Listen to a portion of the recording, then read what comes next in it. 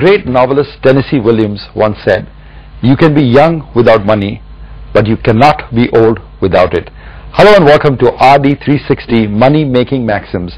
I'm Ramesh Thamani, and joining me today to explain the money maxims of Wall Street and its fund managers are two distinguished stock market voices, Nirmal Jain of India Infoline and Ridhim Desai of Morgan Stanley. Gentlemen, welcome to RD360. Thank you. Nirmal, let me start with you. One of the classic Wall Street proverbs, it has a book named after it, "Where are the customers' yachts?" Yes. How did the proverb originate? It's very interesting. I think it's at least 50, 60 or 70 years old in terms of context when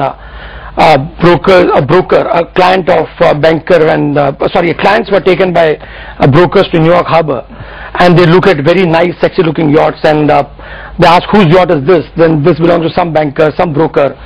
And then Rothschild, from what I believe. Yes, Rothschild and all these. So the customer wondered, but where are the customers' yachts? And there were none. The moral of the story is that many a times we see that bankers and brokers make a lot of money, but their clients whom they advise on making money, they very rarely make money. And I think people question whether bankers and brokers' interests are aligned with those of clients.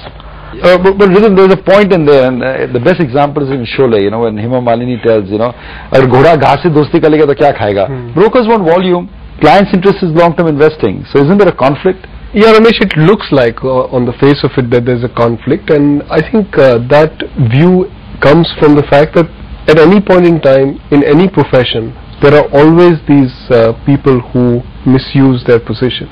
So there will always be this doctor who will do something which is not good for his patient, and the way more tests. Exactly, the way our world is structured is that those get advertised. So there will be a million doctors who will be doing everything right and will be doing things in the interest of the patient, but there will be these 5 people who will obviously have tried to make quick money, and they'll get highlighted. Likewise in the field of broking, investing, banking.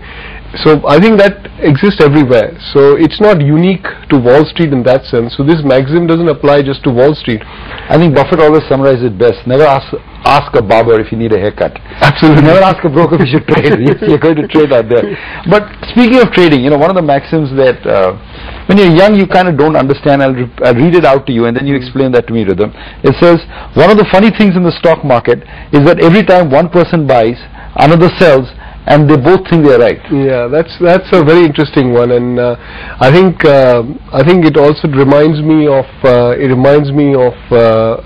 reminiscences of a stock operator. That when the field. Yeah, when he says that there is no bull side or bear side of the market, there's only the right side. Correct. And you wonder, right? Because even today, as we speak, there's somebody who's selling a stock and somebody else who's buying it. People have this misconception. I don't know if you found that, but when I talk that when you say the market went down heavy volume, they think the shares go into some sort of dark hole. They don't realize that for every seller there's a buyer. There's a buyer. Isn't that a popular misconception? Yeah, exactly. And that's I think that conception exists outside the marketplace, but obviously they have to be matched. They have to be matched. You had a good example of this, Nirmal, didn't you? Yeah, in fact, look at Bharti Telecom.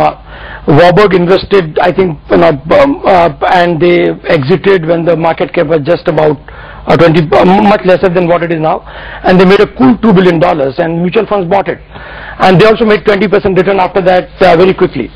So many times different investors have different objectives and different time horizons. So a P investor like Warburg Pincus would hold the stock for longer. They want to make much bigger return, but they won't really care for the last 20%. Mutual funds, on the other hand, where the daily NAVs are tracked, they will look for those quicker or and similarly, there are people they invest, they want to balance their portfolios, they want to take a long-term call, a short-term technical call.